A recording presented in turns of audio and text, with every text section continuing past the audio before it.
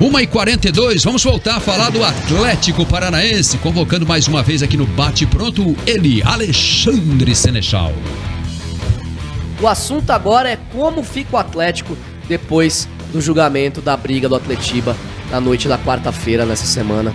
Teve 5 jogadores suspensos. A gente trouxe aqui no Bate Pronto de ontem, mas Thiago Heleno, Pedro Henrique e Christian pegaram 4 jogos. O Davi Terans pegou 2 jogos. E o Pedrinho, que deu uma voadora nas costas do Aleph Manga, pegou 6 jogos de suspensão. Todos eles, como foram expulsos na súmula do José Mendonça da Silva Júnior, o árbitro da partida, já cumpriram um jogo de suspensão. Agora tem que cumprir o restante também. E como fica o Atlético? O Atlético primeiro tenta o efeito suspensivo, tem que conseguir ainda hoje para poder deixar os seus jogadores habilitados para a partida de amanhã. E caso não consiga, tem problemas principalmente na defesa. Meio campo com o Davi Terans, o substituto natural é o Vitor Bueno, entrando o Canóbio pela direita do ataque, com o Coelho e com o Pablo na frente. Na defesa, a expectativa de ter uma zaga que já foi testada no Paranaense, com o Zé Ivaldo e também com o Kaique, e também com o Matheus Felipe, né? O Matheus Felipe que já jogou. Kaique Rocha, reforço dessa temporada, não chegou a estrear ainda pelo Furacão.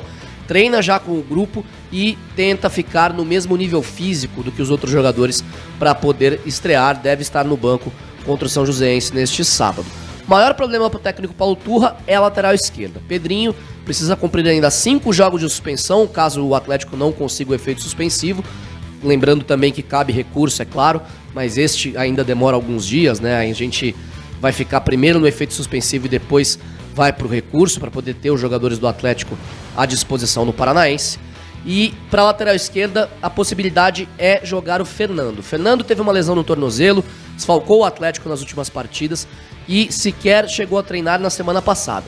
Nesta semana, Fernando está fazendo parte das atividades do Furacão do CT do Caju e pode jogar, mesmo que ainda não esteja 100%. A outra opção é o Vinícius Cauê, lateral esquerdo, que foi inscrito já nos últimos dias do período de inscrição do Campeonato Paranaense. Ele, que é revelado pelo Atlético, apenas 20 anos de idade, e que jogou pelo profissional, pelo time de aspirantes já em 2 oportunidades, mas nunca chegou a ser titular absoluto. É a opção caso o Fernando não esteja 100%. A gente sabe também que o Eric voltou a treinar, ele que tinha sentido também um desconforto muscular, e ele já está à disposição, pode também ser titular na partida deste sábado contra o São Joséense. Um provável Atlético terá Bento, Kelvin, Zé Ivaldo, Matheus Felipe e o Fernando, Eric, Fernandinho e Vitor Bueno, Canóbio, Coelho e o atacante Pablo, artilheiro do Paranaense, com 8 gols marcados até aqui. Então, as informações do Atlético com o Alexandre Senechal, são muitos desfalques, né? O Atlético anunciou há pouco aí a relação dos convocados para o jogo, excluiu os 5 atletas que foram punidos pelo TJD.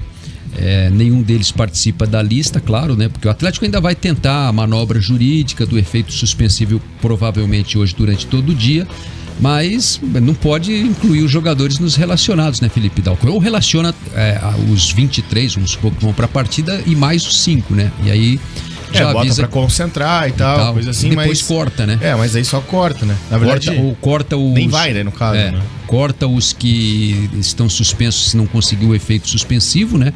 Ou corta aqueles que foram para substituí-los, né? Exatamente. Então, talvez esteja no planejamento aí do jogo.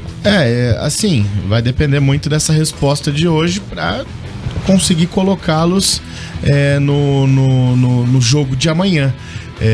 Mas o Atlético vai ter que mudar bastante o time, né, caso não possa utilizar, né? Porque é uma defesa praticamente nova, né? Aí você perde o Terans também, que é o principal jogador do Atlético, talvez. Então, assim, são mudanças bem significativas para o Atlético. Você não muda muito na estrutura de meio de campo de ataque, né? Mas mesmo assim você perde o Terans, que é importantíssimo. Na linha de defesa, você fica só com o goleiro, que é o Bento, e o Kelvin, que é o lateral, né? As outras 3 posições você tem que trocar. Exato, você tem que trocar o lateral esquerdo e os 2 zagueiros. Tem o plano A e o plano B, né? Eu acho que o Terans é o grande desfalque, né? O Terans é incrível, toda vez que ele entra na partida, o Atlético muda a postura, consegue ser um time mais intenso. Contra o Londrina foi assim, né? Ele consegue criar jogadas, consegue achar espaços ali para tentar furar o bloqueio adversário. arriscar de longe. Ele normalmente Ele é bom também de finalização. é um bom de finalização, participou da jogada do gol, enfim. Deu muitas assistências. Muitas assistências.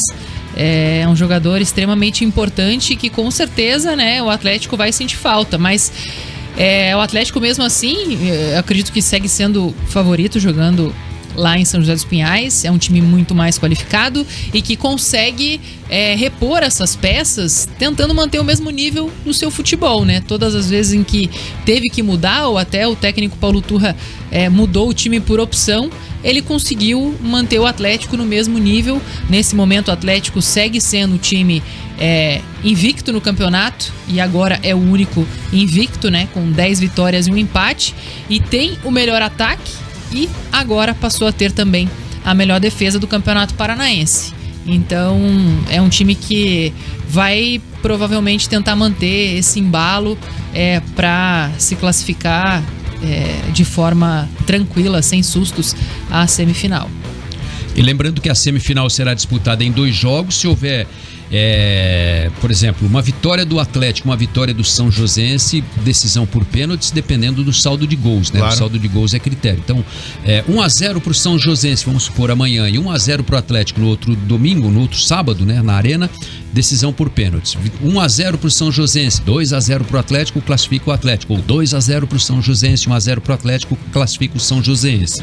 Se houver vitórias por placares com a mesma margem de gols, decisão por pênaltis, né? O que vale lá é o agregado, né, no final das 2 partidas. Então você olha lá a soma dos 2 placares, quem tiver vantagem se classifica, se houver empate.